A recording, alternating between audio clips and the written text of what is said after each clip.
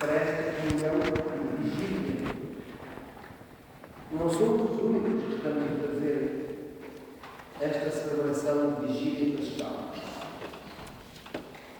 Certamente os que estão noutras longitudes já estão a celebrar as Eucaristias propriamente do domingo, mas são ainda milhares, milhões das comunidades, como nós, estão celebrando a esta hora, neste preciso momento, e em todas as latitudes, mais ainda nas mesmas longitudes e em latitudes diferentes, estão a celebrar como nós este mistério fundamental, nuclear, decisivo da nossa fé, como dirá que nos falta.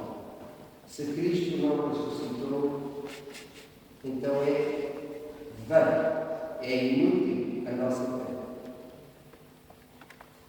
Mas Ele ressuscitou e por isso nós aqui estamos. Como o seu corpo místico, nós aqui estamos para nos deixarmos repassar por tudo aquilo que Deus fez, as maravilhas como cantávamos num dos salmos responsoriais, as maravilhas que Deus faz, que Deus fez, que Deus vai fazer no mundo que somos e em cada um de nós. Certamente, o apelo de Paulo, os 3 últimos versículos, ecoarão de maneira particular na nossa alma. Assim vós também considerai-vos mortos para o pecado e vivos para Deus em Cristo Jesus. E certamente que todas as palavras são importantes, mas a mim, do ponto de vista da minha natureza humana, e sinto como particular apelo, este apelo está aqui no imperativo. Considerai-vos mortos para o pecado. E se não nos considerarmos mortos para o pecado, o que é que isto tem a ver com a nossa própria vontade? Há aqui uma mistura interessante, não acham? Nesta maneira de falar de Paulo. Porque estamos a falar de coisas tão sublimes e tão transcendentes como a nossa identificação com Jesus ressuscitado pelo batismo e, portanto, também identificados pela morte. Ele nos diz, depois, numa linguagem muito terra a terra: olhai lá, considerai-vos. Está ao nosso alcance. O que é que fazeis para que assim seja? Considerai-vos mortos para o pecado. E, naturalmente, a mim me parece que este apelo de Paulo, considerai-vos mortos para o pecado, abre todo um leque da nossa existência, abre todo um leque do nosso comportamento cotidiano, de todas as nossas atitudes. Em tudo, considerai-vos mortos para o pecado. Quer dizer, em tudo, considerai-vos ressuscitados. E se nos considerarmos, de facto, ressuscitados, isto tem um impacto muito grande em todas as nossas opções.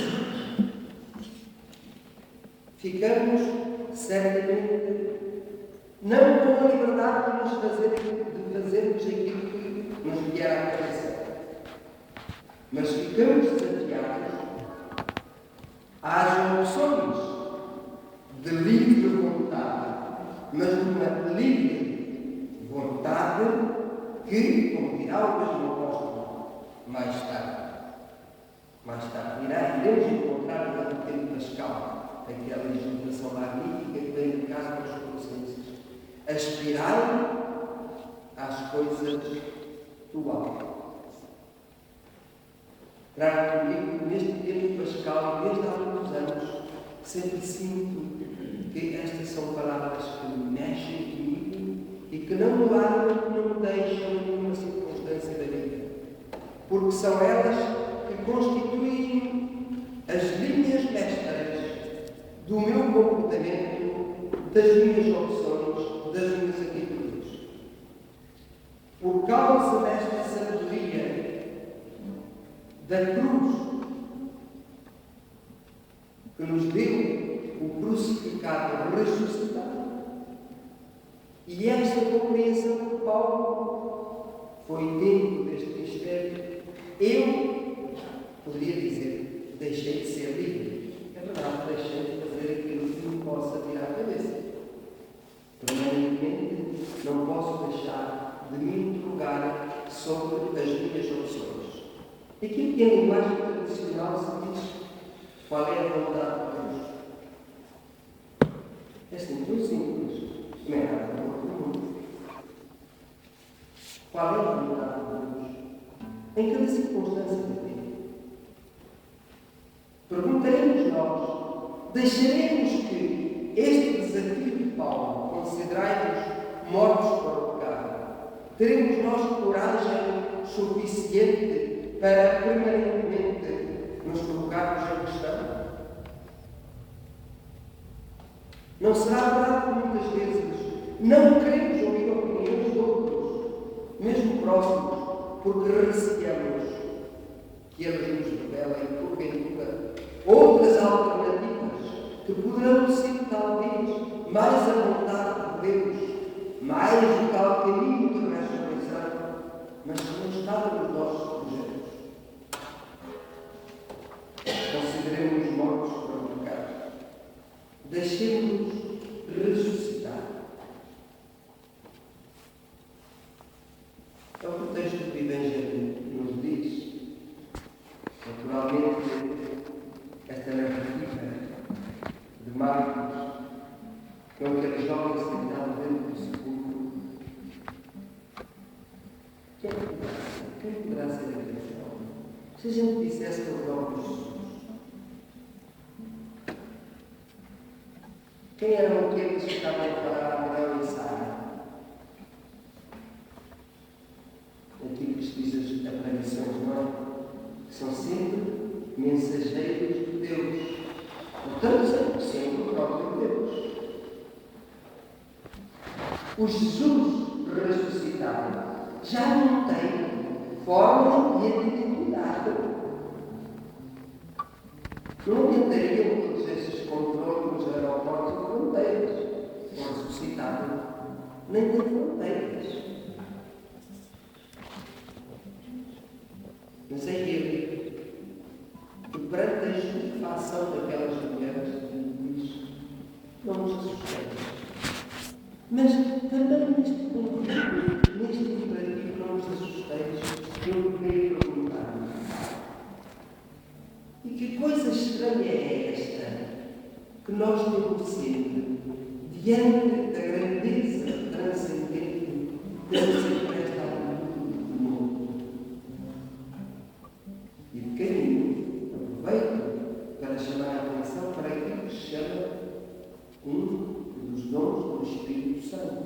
Temor de Deus, que não é exatamente medo dele.